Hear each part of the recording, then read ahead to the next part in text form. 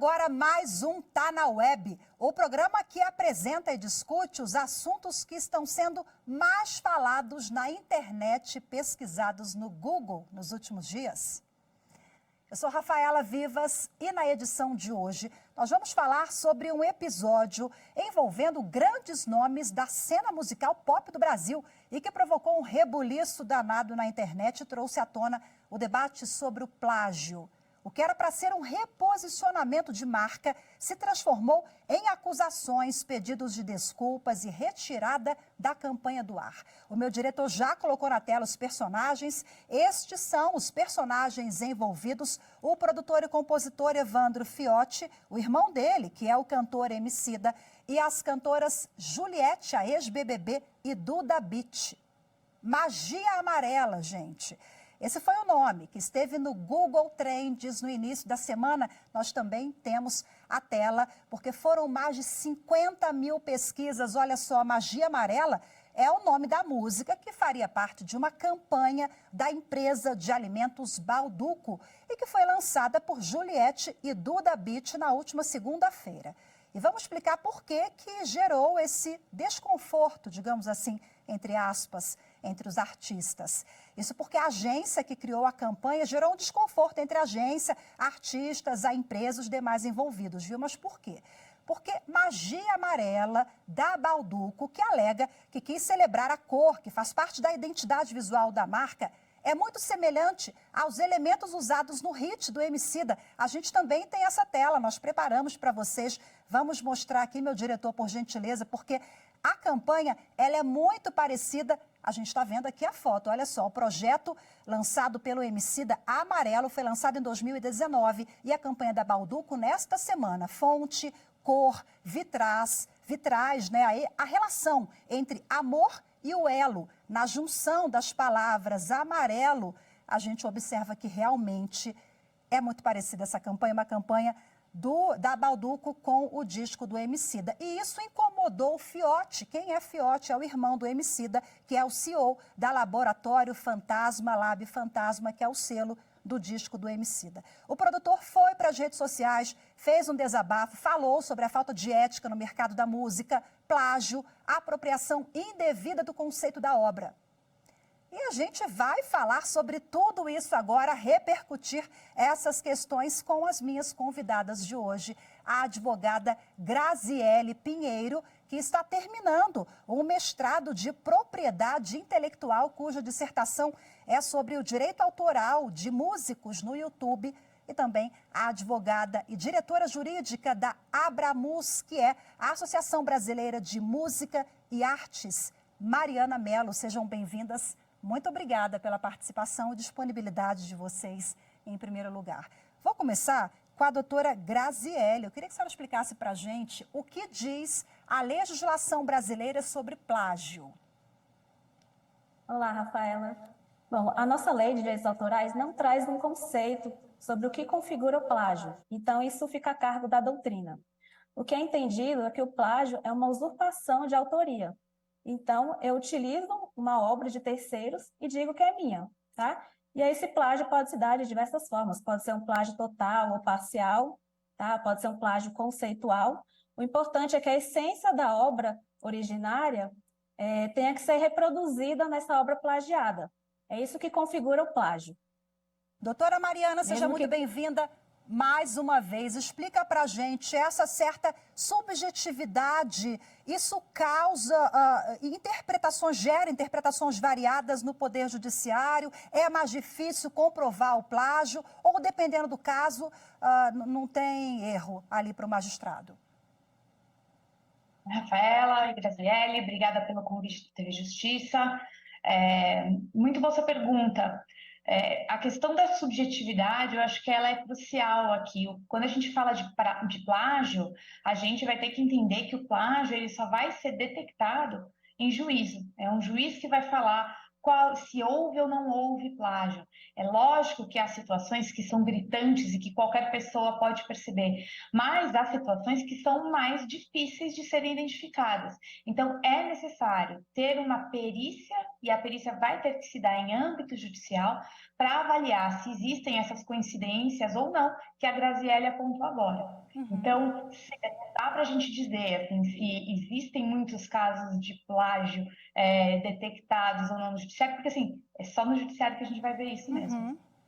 Agora, a gente sabe, né, doutora Graziele, que cada caso é um caso, a gente sabe que envolve a subjetividade e realmente é muito complicado, mas em tese, nesse caso que nós apresentamos há pouco, a gente está comentando que deu uma repercussão danada na internet, que envolve Emicida, Fiote, Duda Beat e Juliette.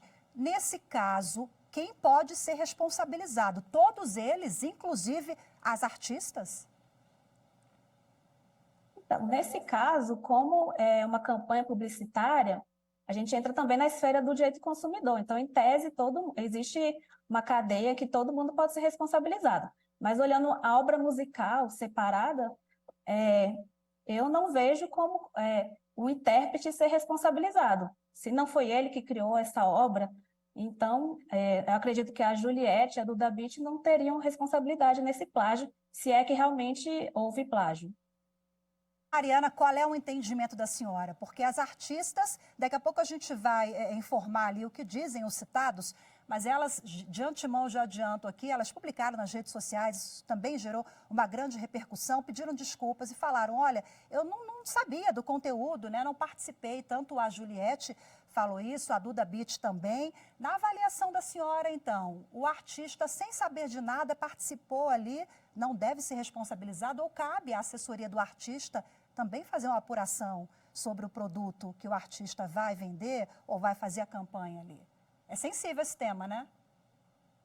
Rafael, eu não vou me atrever aqui a dizer se houve ou não houve algum tipo de conhecimento dos artistas envolvidos, nem mesmo assim das empresas todas envolvidas. Eu acho que isso caberia de fato ao Poder Judiciário ou a eles mesmos e eles vão fazer a composição que eles entenderem pertinente. De fato, uma situação bastante interessante, que gerou muita discussão, muitas questões foram levantadas, né? Foi trazido o conceito de plágio conceitual, né? Que é uma definição bastante discutida e discutível na doutrina, então não existe consenso sobre isso. Foi falado em aproveitamento parasitário, que eu acho que poderia ser algo a ser levantado aqui, caso essa questão ainda fosse levada. A gente não está falando apenas de obra musical, a gente está falando de uma obra visual, audiovisual, de todo um trabalho social que foi realizado. E assim, acho que talvez um ponto relevante que foi levantado também foi a negociação pré-existente, né? Então, aí a gente entraria também em uma questão contratual que havia já entre os envolvidos, que não houve prosseguimento e que, portanto, acabou levando a contratação de outra pessoa para fazer uma substituição. Ou seja, tem uma questão ética e também do direito civil, né? Que até poderia fugir um pouco. Bom, deixa eu só aqui, quem está acompanhando a gente agora e não compreendeu, né?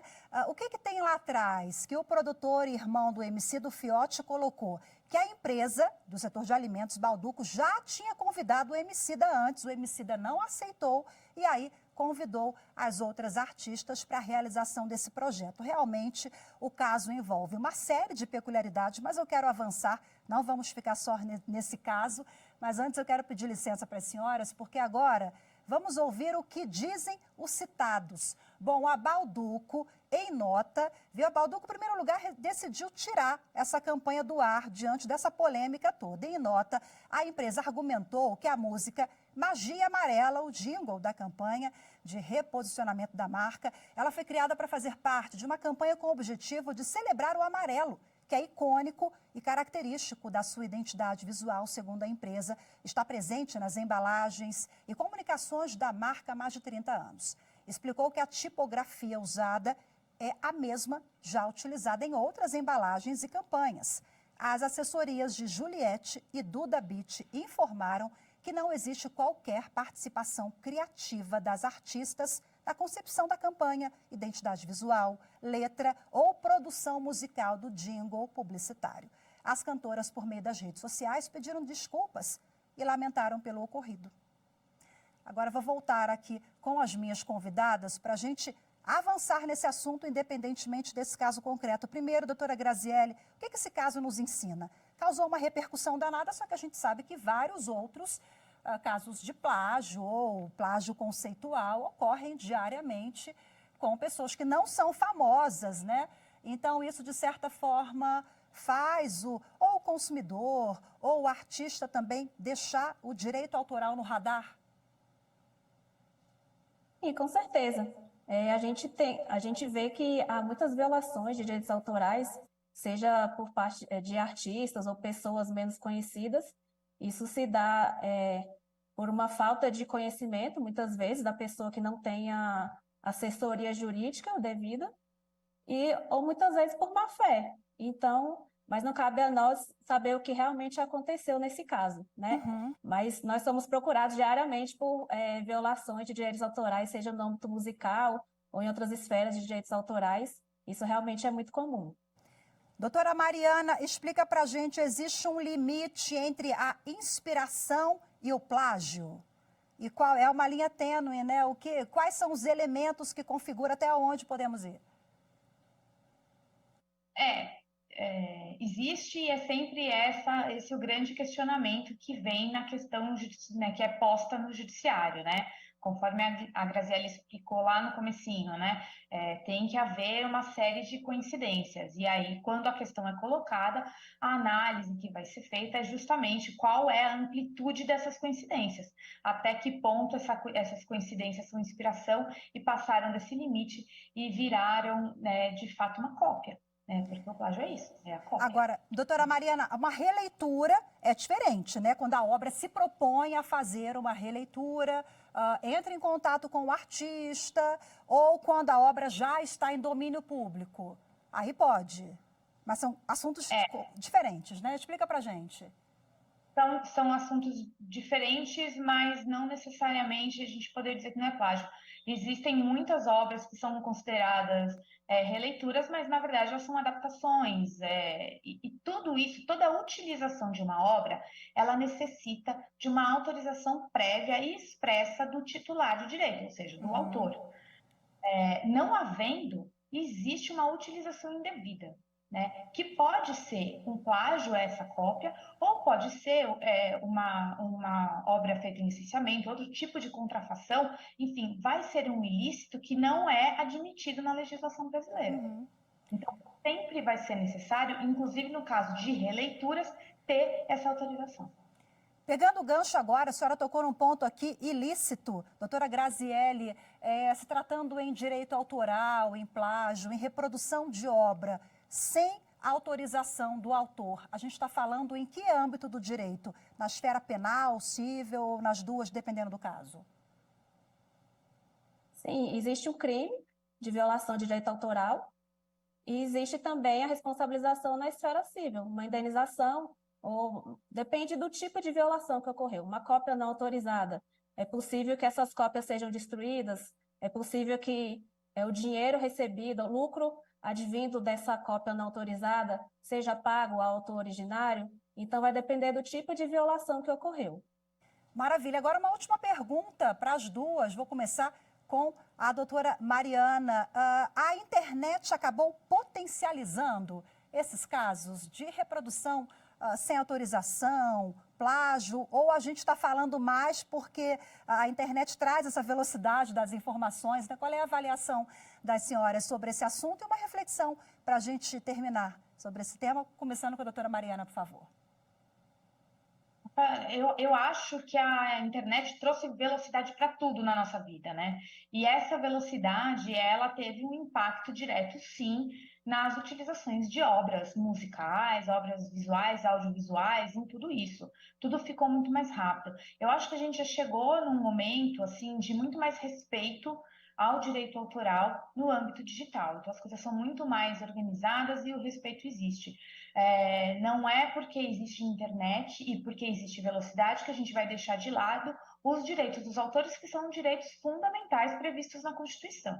Assim sendo, me parece que Me Vai parece ficar à que vontade.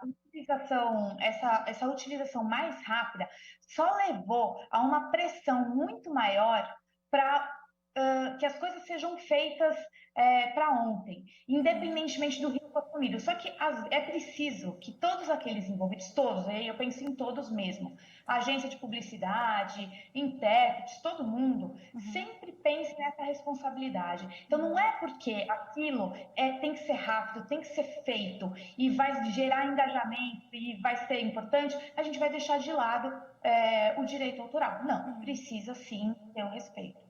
Perfeito, muito obrigada pelas suas colocações e participação conosco aqui. Para finalizar, doutora Graziele, por gentileza. Sim, eu vejo que a internet trouxe uma facilitação no acesso a obras de terceiros. Então, a gente pode ter uma ideia de que o aumento do plágio ocorreu com a internet, mas eu não vejo assim. A ideia do que é um plágio ocorreu apenas a partir do Renascimento. Então, a violação ao direito autoral sempre existiu. Agora, a gente apenas pode ter em escala maior, porque é muito fácil reproduzir obras digitais, mas não acho que isso veio por causa da internet. Entendi. Maravilha. Muito obrigada mais uma vez também pela sua participação. Obrigada às duas. Até a próxima, viu?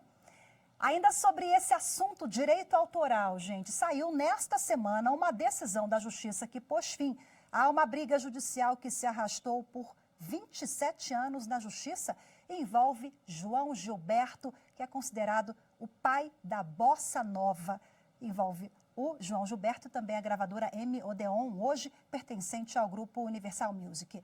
Bom, a multinacional britânica terá que indenizar o espólio do músico em 150 milhões de reais, isso mesmo, 150 milhões.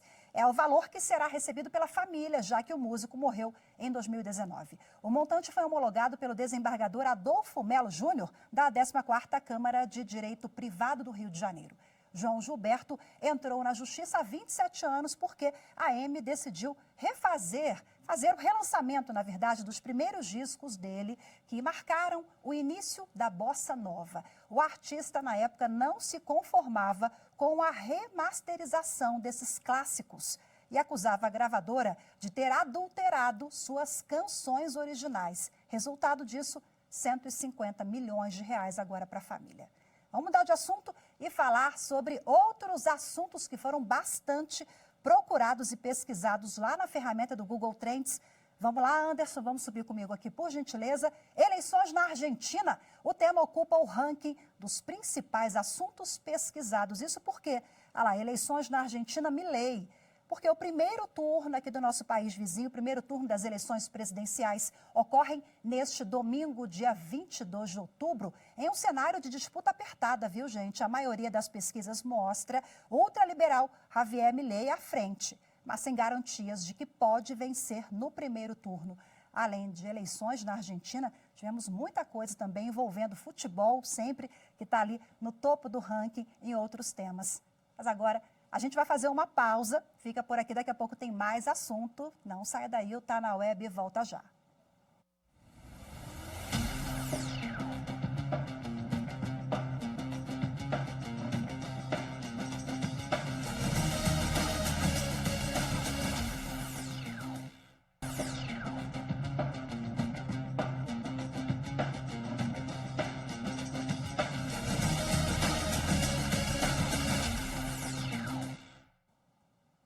Tá na Web de volta agora para esclarecer sobre um assunto que confunde as pessoas e recentemente foi até alvo de uma fake news. Banho frio, afinal faz mal à saúde? Vamos ver.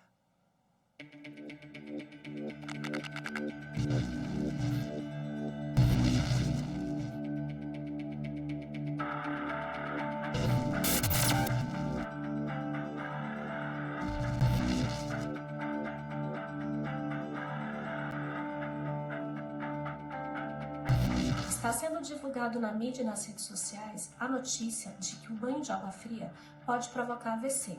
No entanto, é uma fake news. Essa notícia afirma que o banho de água fria leva à constrição dos vasos cerebrais, provocando um AVC. Fato é, o AVC é sim provocado por alterações dentro dos vasos do cérebro. Só que essas alterações são causadas por doenças que nós já conhecemos bem, como diabetes, pressão alta, colesterol alto, alguns hábitos de vida, como sedentarismo, o tabagismo. Isso sim são fatores de risco para um AVC. Um banho de água fria não vai provocar um AVC. Pelo contrário, ele traz benefícios, como protege a pele de ressecamentos quando se toma um banho muito quente, sem contar que causa um certo relaxamento. Então, é falsa a notícia de que o banho de água fria provoca AVC.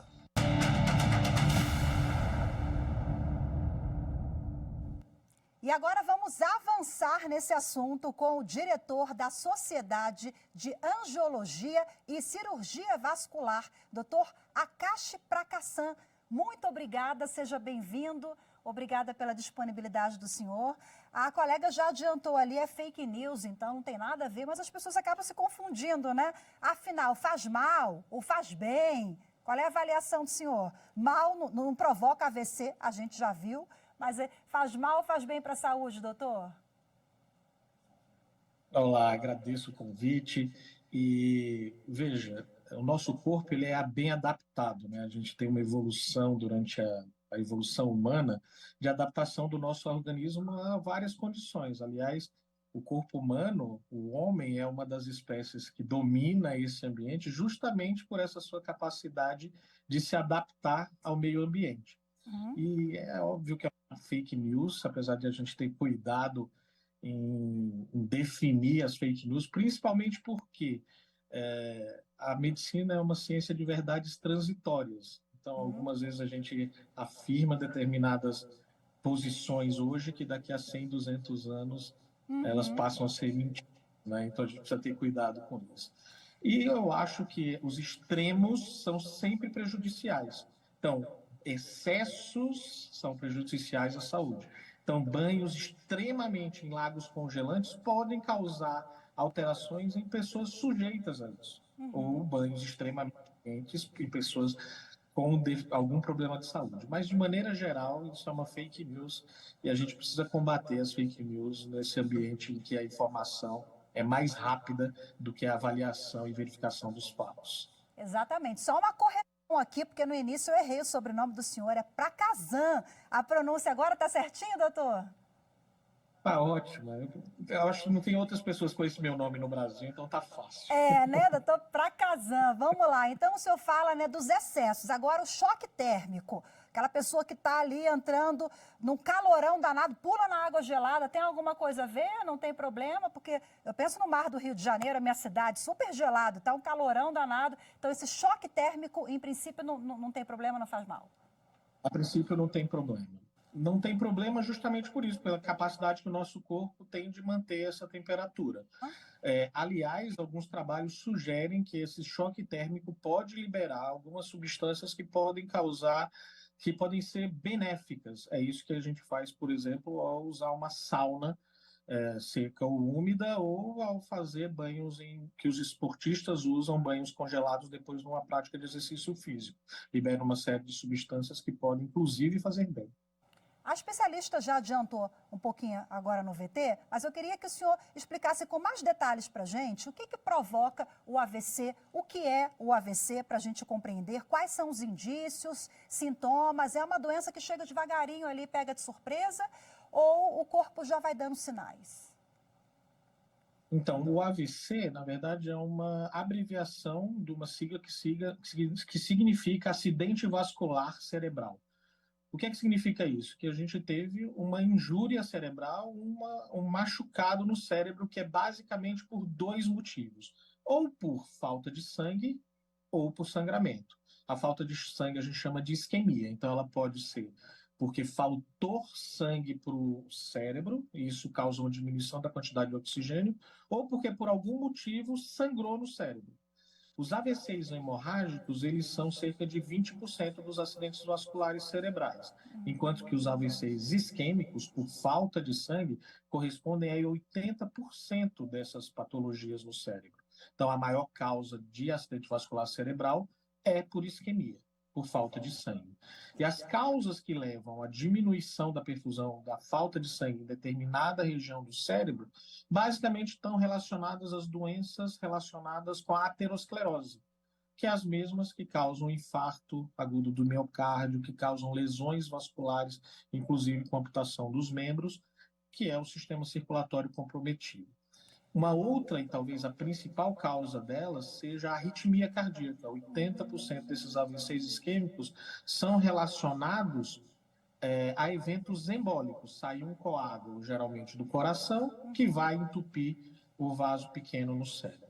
Ou seja, 80% dos AVCs são isquêmicos, 80% dos AVCs isquêmicos são relacionados a causas cardíacas. Agora eu queria fechar com os fatores de prevenção. O que a gente pode fazer para evitar o AVC? Ah, e outra dúvida, os dois podem matar, doutor? Ou tem um que é mais brando? Começar pela última pergunta. Tá. O AVC pode matar, o acidente vascular cerebral pode ser fatal. Uhum. Os AVCs cerebrais hemorrágicos, eles têm uma característica, porque a principal causa deles são os aneurismas, que podem ser... O problema é que eles geralmente são assintomáticos, e como que a gente previne isso? Por história familiar ou por controle pressórico. Né? Por que um aneurisma rompe? Aumenta a pressão e acaba rompendo, fazendo a ruptura de um aneurisma. Aliás, se você se recorda, as principais causas relacionadas são as doenças ateroscleróticas. O que isso significa? Que a doença aterosclerótica e os fatores de risco relacionados a isso é que causam o acidente vascular cerebral, que são hipertensão, diabetes, sedentarismo, que são as causas mais comuns das doenças do dia a dia da nossa modernidade. Atinge crianças também, doutor, o AVC? Ou predominantemente numa faixa etária ali de 40, 50 para mais? Isso é mais comum nos pacientes de meia idade em diante. Quanto mais velho, maior essa chance. Ou em crianças que possam ter alguma alteração congênita, mas é muito raro. Então, a dica para a gente finalizar, boa alimentação, atividade física, né? É sempre um bom caminho. Exato, com certeza. A prevenção é o principal cuidado que a gente precisa ter. Então, prevenção é a arte da educação. Maravilha. Doutor Akash Prakazam, muito obrigada mais uma vez pela sua participação, viu? Até a próxima. Até mais, eu que agradeço. E muito obrigada também pela sua companhia aqui em mais uma edição do Tá na Web. Lembrando que nós estamos em todas as redes sociais. É só procurar lá TV Justiça, Tá na Web. Até semana que vem. Tchau, tchau. A gente se vê.